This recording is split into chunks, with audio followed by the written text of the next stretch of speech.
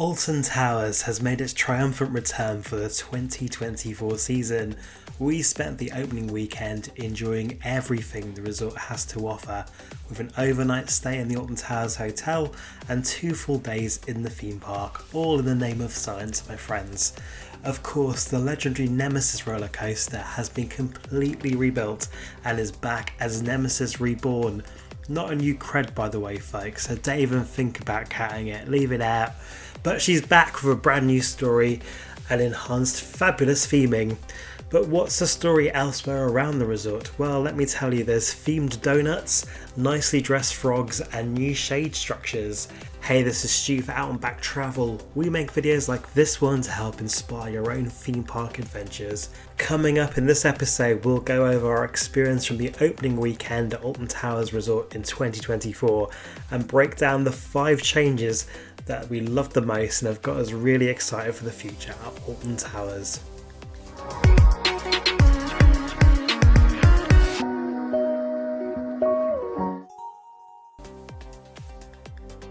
I up duck. Oh, my credit card limit. Amphibie, yes you can, honey. Work that outfit.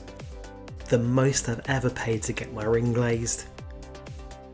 And your back end after 2 days of Aramark food. Alton Towers has reopened for the 2024 season. In the name of science, we attended the full weekend and stayed over at the Alton Towers Hotel to get the full experience. It was a lovely weekend full of lots of friendly faces from all over the coaster community, as we were all obligated to turn up for the opening of Nemesis. So the atmosphere was incredible. It was great to experience the park for the first time this year and see the many changes that have happened over the closed season. So I'm going to group these together into 5 categories so we can go through how we found the weekend. And first up, it has to be the return of the Queen. Number 1, Nemesis is reborn. Look at her. Just look at her. Oh my god. Alton Towers have done an incredible job with this refurbishment project, giving Nemesis an updated story, presenting it in a bold and fresh way. I love the veiny track, the phalanx theming and story points, the new set pieces around the ride area, queue line and elsewhere in Forbidden Valley. It just feels like so much care into every detail has been put into this project. So much love. There's so many little Easter eggs. The way the cannon fires from the top of the queue line, which shoots smoke as the train enters a zero-G roll, absolute perfection.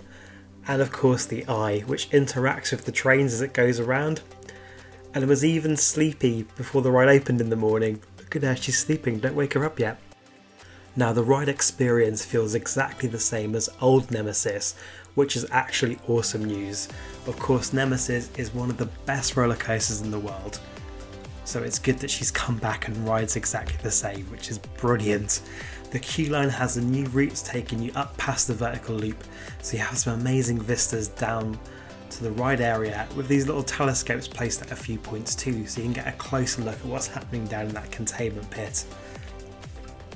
There's now an outside merge point where Fast Track joins in just before the ramp up into the station, and the station is just another world. It looks fantastic.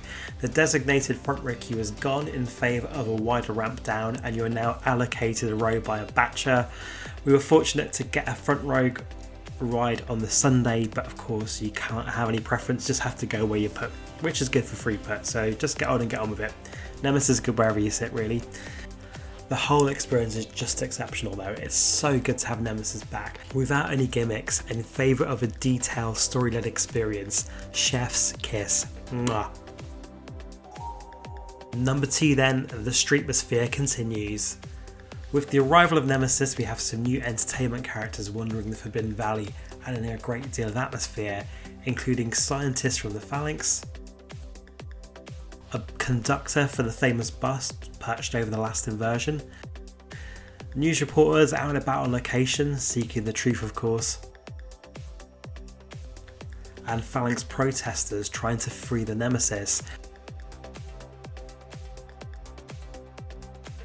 We saw this approach last season with the opening of Curse Alton Manor, and I'm pleased to report the characters are still out around the Curse in 2024. And we also saw some Bjornin at Wickerman, and were even greeted by Darwin in the hotel for breakfast. Of course, the actors help a great deal in bringing the resort to life, so it's great to see them out and about, interacting with guests, bringing stories to life and adding that little extra sparkle to your day. Fantastic to see. Number 3, the merch game is strong. Bunker 94, the new Nemesis shop, actually had a queue to get in over the weekend. Reports say people waited over 2 hours on Saturday. Luckily, it only took just 1 hour for ourselves. And on Sunday morning, we used the hotel entrance to get ahead before the queue arrived. And buy all the things. Merchandise is so much more interesting this year, and of course there's track bolts from the old rides, £100 for one or £150 for the set of two, with of course an annual pass discount to come off that too. Wink wink. There's veiny Nemesis shirts, veiny socks and lovely denim jackets. The ride logo patches for those who collect them. Of course you have pin badges and magnets and mugs, and an amazing Nemesis themed freestyle cup. That's fab. Just feel the range has notched up a level. Some of the transfers did feel a little cheap, which is a little disappointing.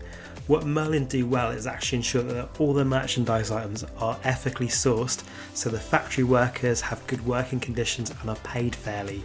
So I don't mind paying a little bit for that. It's not something that Merlin shouts about a lot, but it is something they do really well. Overall, the merchandise throughout the resort is a great improvement over last year and a significant dent on my credit card. Elsewhere, the food felt like it had been elevated on last year, particularly in the roller coaster restaurant. It was just that burger feels a bit more like it's worth £15 now, so it's a bit fancier, a bit kind of fresher. It was really good. We also found these Project D donuts available in the coffee lounges, obviously themed to the ride, which was great to see, and the Nemesis Reborn cupcake too. Got to have the cupcake, of course. This is also where we found the limited edition Nemesis Reborn beer, a special edition of the Laugh and Scream lager brewed by local brewery Rural Brewing Co. of Alton Village. These cans were a limited batch of 1,000 with an individual can number on the side. This is such a great thing to do for the opening. There's a lot more choice of food options around the park too. A new freestyle kiosk has opened between the Curse and Subterra, which is a much welcome addition, and there's a slightly reconfigured coffee shop in the Alton Towers Hotel with a proper serving bar now rather than the door hatch as before, which is a much more practical solution. Positive change number 4, it's sparkle, sparkle, sparkle. There's clearly a lot of TLC gone into the resort over the winter. Everything is looking fresh, sparkling and gleaming. It looks fantastic. Both ride tracks and footpaths have been jet washed. Oblivion has had its hull painted. That mist ring is also looking a lot refreshed too. And obviously Nemesis has had a slight bit of work, as has the rest of Forbidden Valley, and it looks incredible. It's actually good to see all the buildings black. It works quite well. The new building going up to replace Edge Arcade is absolutely massive, and the Bunker 94 shop is a positive replacement over the old shipping container that used to be the Ripsaw shop or cafe that has been long abandoned. Everything is looking bright and fresh, and that kind of leads into our final change, number 5, which is guest focus. So this covers and overlaps with all the points up until now. I really feel Alton Towers are on a roll. Curse last year, Nemesis Reborn this year. It's really exciting to see what the future holds. It feels really truly magical, which is a great feeling.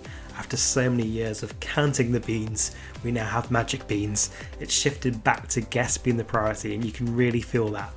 The covered queues added over the fast track and rider access queue on Wickerman. We have paper maps.